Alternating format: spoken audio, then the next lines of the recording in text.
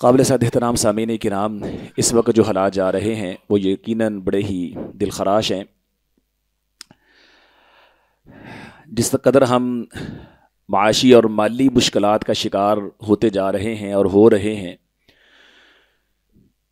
ہر سچا پاکستانی درد دل رکھنے والا، ملک سے محبت کرنے والا یقیناً اس پہ پریشان ہے، دل برداشتہ ہے۔ بہت سارے لوگ وہ ہیں جو دل برداشتہ ہو کر کے یہ بھی سوچتے ہیں یا یہ فیصلہ کیے ہوئے ہیں کہ یہاں کبھی بھی اچھائی آنے والی نہیں ہے، یہ ملک سدھرنے والا نہیں ہے، لہٰذا وہ اپنے اچھے فیوچر کے لیے، روشن مستقبل کے لیے ملک چھوڑنے کا تہیہ اور ارادہ کیے بیٹھے ہیں۔ چھوڑو یار، اس ملک میں کچھ نہیں رکھا ہے، یہاں بربادی ہی بربادی ہے۔ تو انہیں اپنا اچھا مستقبل جو ہے وہ دیار غیر میں نظر آتا ہے۔ جن کے پاس پیسہ اور وسائل ہیں، اس لیے اس پلاننگ اور منصوبہ بندی بھی ہیں کہ کسی اور ملک مائیگریشن کر چلیں۔ تو یہ کوئی حل نہیں ہے۔ حالات کے اندر اتار چڑھاؤ آتا رہتا ہے، جہاں اچھے دن ہیں وہاں برے دن ہیں، جہاں خوشی ہے وہاں غمی ہے۔ اللہ تعالیٰ فرماتے ہیں وَتِلْكَ الْأَيَّامُ نُدَاوِلُهَا بَيْنَ النَّاسِ، ان دنوں کو ہم لوگوں میں عدل بدل کرتے رہتے ہیں۔ اس لیے حالات میں اگر تناؤ آ جائے، سختی آ جائے، تنگ دستی آ جائے، مشکلات آ جائیں، مصائب آ جائیں، تو اس کا حل یہ نہیں ہے کہ آپ مشکلات فیس کرنے کی بجائے، ان کا سامنا کرنے کی بجائے اس ملک کو چھوڑ جائیں۔ اب یہ یاد رکھیں، یہ ملک ہمیں تھالی میں رکھ کے پیش نہیں کیا گیا، ایسی ہمیں تحفے اور گفٹ میں نہیں دیا گیا۔ یہ ملک اللہ تعالیٰ کا انعام ہے، اللہ کا خاص فضل و کرم ہے۔ اس کے پیچھے ہمارے اسلاف کی، ہمارے بزرگوں کی لاکھوں قربانیاں ہیں۔ چند سالوں کی نہیں بلکہ کئی سو سالوں کی محنت ہے اس کے پیچھے۔ اس کے لیے بوڑھے بھی قربان ہوئے، بچے بھی قربان ہوئے، حتیٰ کہ ماؤں بہنوں کی عزتیں بھی لوٹی گئیں اور ان کے پردے بھی تار کیے گئے۔ تو بڑی قربانی، ایک لمبی اس کے پیچھے داستان ہے قربانیوں کی۔ تو مشکلات کی وجہ سے، پریشانیوں کی وجہ سے اس کو چھوڑ دینا، اس سے نکل جانا، اس کو اس کے حال پہ چھوڑ دینا، یہ کوئی عقل مندی اور دانش مندی نہیں ہے۔ جو عقل مند اور دانش مند ہوتا ہے وہ جب مشکل حالات آتے ہیں تو پھر سوچ بچار کرتا ہے یہ مشکلات کیوں ہیں، ہم اس سے نکل کیسے سکتے ہیں، اس کا حل کیا ہے، ہم بہتر کیسے ہو سکتے ہیں۔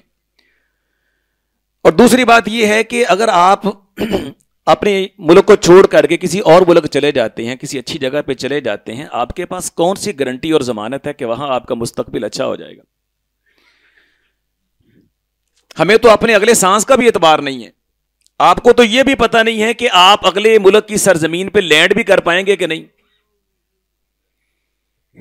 اور وہاں پہ جا کر کے کون سی ہر چیز آپ کو سامنے رکھ کے دے دی جائے گی۔ روزی کے تو اللہ کے ہاتھ میں، رزاق اور رازق تو وہی ہے۔ ممکن ہے وہاں پہ جا کر کے آپ اور زیادہ تنگی اور مشکلات کا شکار ہو جائیں۔ اس لیے ایسا فیصلہ کرنے سے پہلے ایک بار یہ ضرور سوچئے، ٹھیک ہے، کہ ہم نے یہاں رہ کر کے اپنے آپ کو بہتر بنانا ہے، ہم نے خود بھی بہتری کی طرف آنا ہے اور اپنے ملک کو بھی بہتری کی طرف لے کے جانا ہے۔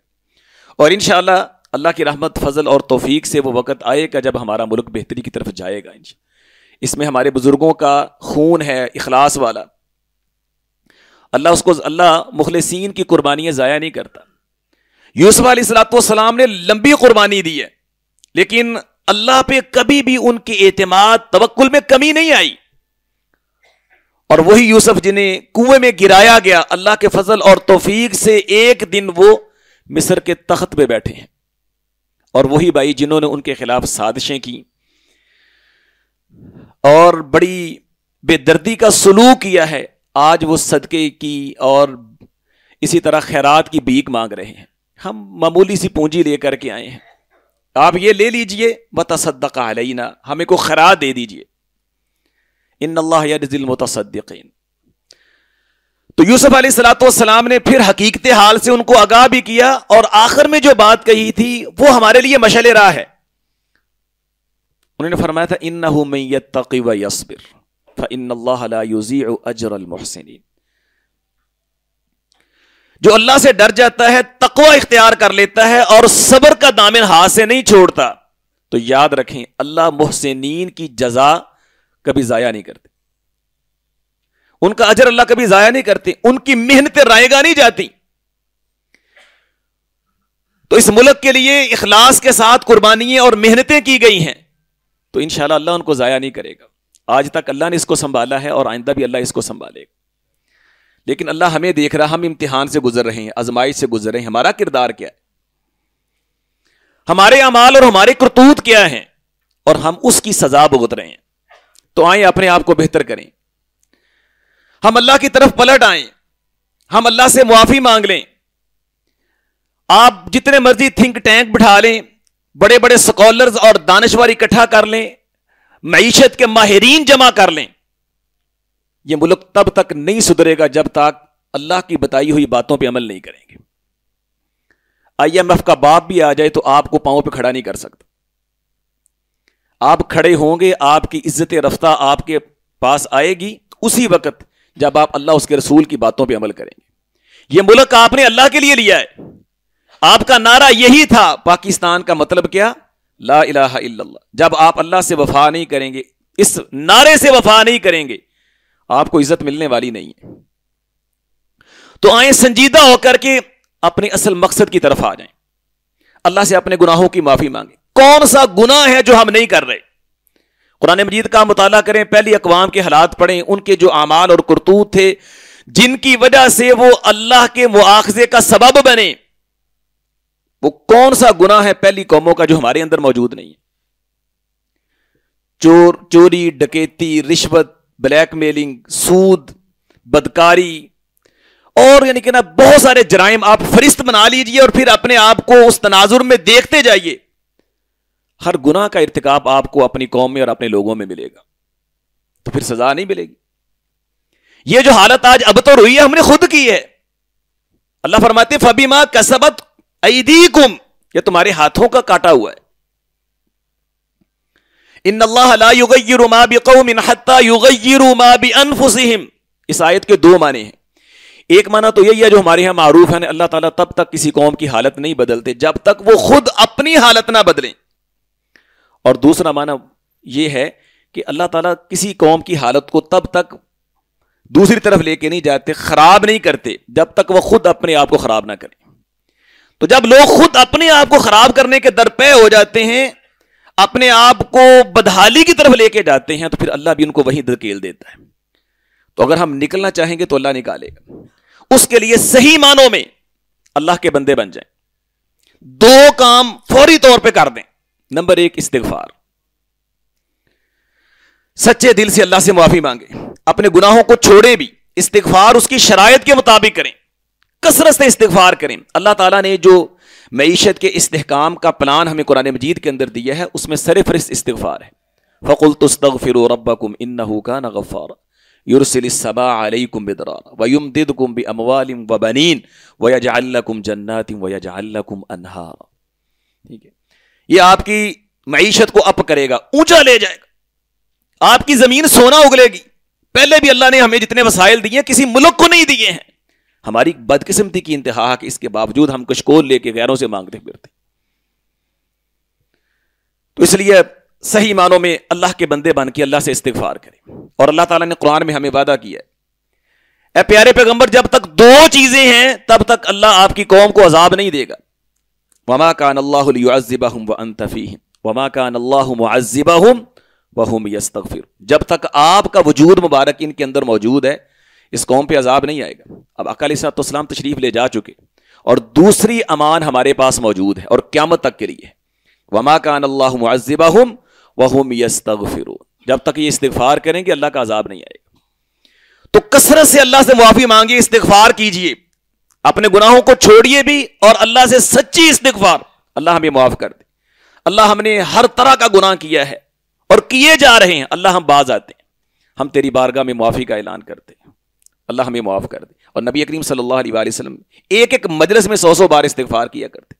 آپ نے جو کامیابیاں سمیٹی ہیں، فتوحات سمیٹی ہیں، ان کے پیچھے آپ کا کثرت استغفار بھی ہے۔ اللہ سے رابطہ تعلق بڑا مضبوط ہے۔ اور دوسری بات، صحیح معنوں میں اللہ کے غلام اور بندے بن جائیں. جو اللہ کا غلام اور بندہ ہوتا ہے نا, کسی آدمی کا بھی غلام ہوتا ہے, جب وہ اس کو کال کرتا ہے نا, بلاتا ہے, آئیں بائیں شائیں نہیں کرتا, وہ فوری طور پہ یس سر, وہ اپنے آقا کے سامنے حاضر ہو جاتا ہے. اللہ کے گھر سے ہمیں 5 بار بلاوا آتا ہے, ہمارا آقا ہمارا رب ہمیں بلاتا ہے. کتنے لوگ ہیں اپنے رب کی بات کو ماننے والے؟ اکثریت ہماری بے نماز ہو چکی ہے. یہ سب سے بڑی نحوست ہے قوم پہ کہ اس کے زیادہ لوگ بے نماز ہیں. اور جب ایک غلام اپنے آقا کا حکم نہ مانے, اس کی غلامی سے اپنے آپ کو آزاد کرے, تو پھر وہ اس کو سزا دیتا ہے, اس کو پھر سزا مل کے رہتی ہے. ہم نے بھی اللہ کی غلامی سے نکلنے کی کوشش کی ہے, اللہ نے ہمیں اپنے بندوں کا غلام بنا دیا ہے. آئیں اپنے رب سے وفادار ہو جائیں, اپنے رب کے غلام بن جائیں, وہ لوگوں کی غلامی سے نکال لے گا. اور اللہ کی غلامی کا بہترین ذریعہ یہ نماز ہے. اس کے سامنے ہاتھ باندھ کے جو التجائیں ہم کرتے ہیں, اس سے ہمیں بہت ساری آسانیاں ملتی ہیں. اللہ نے قرآن مجید کے اندر آسانیوں کے سہول کا ذریعہ یہ بتایا, یا ایھا الذین آمنوا استعینوا بالصبر والصلاۃ. موسیٰ علیہ السلام کی قوم سال ہا سال سے غلامی کی چکی میں پس رہی ہے, بدترین غلامی کا شکار ہے. موسیٰ علیہ السلام انہیں اللہ تعالیٰ سے دعا کرنے کی تلقین کرتے ہیں, اللہ سے دعا بھی کرتے ہیں, ربنا لا تجعلنا فتنة للقوم الظالمین ونجنا برحمتک من القوم الکافرین. اس کے بعد اگلا پلان اللہ کی طرف سے کیا آتا ہے, وأوحینا إلی موسیٰ وأخیہ ان تبوأ لقومکما بمصر بیوتا وجعلوا بیوتکم قبلة وأقیموا الصلاۃ. اللہ تعالیٰ فرماتے ہیں موسیٰ, وہ آپ کے بھائی ہارون, بنی اسرائیل کے لیے نمازوں کے پڑھنے کا اہتمام کرو. وہ اجتماعی طور پہ نماز نہیں پڑھ سکتے فرعونی غلبے کی وجہ سے, ان کی دہشت گردی کی وجہ سے. فرمایا ان کے گھروں کو مسجد بناؤ. نماز کا قیام بر وقت ہونا چاہیے. اور پھر نماز کا قیام جب بر وقت ہوا ہے اور منظم طریقے سے ہوا ہے, تو ان کی آزادی کی راہیں کھلنا شروع ہو گئی, اور بس بہت جلد پھر وہ بنی اسرائیل کی قوم آزاد ہو گئی. تو اس لیے اللہ کے ساتھ مخلص ہو کر کے نماز کی پابندی کیجیے, خود بھی کیجیے, دائیں بائیں جتنے لوگ ہیں سب کو تلقین کیجیے. آئیں صحیح آقا کے سامنے, اپنے حقیقی آقا کے سامنے جھک جائیں, اس کے بندے بن جائیں. تو یہ 2 کام آپ مستقل طور پہ کریں, ابھی سے شروع کریں, خود بھی کریں, دوسروں کو بھی ترغیب دیں, اور اس اخلاص کے ساتھ کریں. تو انشاءاللہ پھر دیکھیں کتنی جلدی ہمارے لیے آسانیاں آتی ہیں اور ہمارے حالات انشاءاللہ سدھرتے ہیں. اللہ تعالی ہمیں توفیق دے. وما علی الا البلاغ.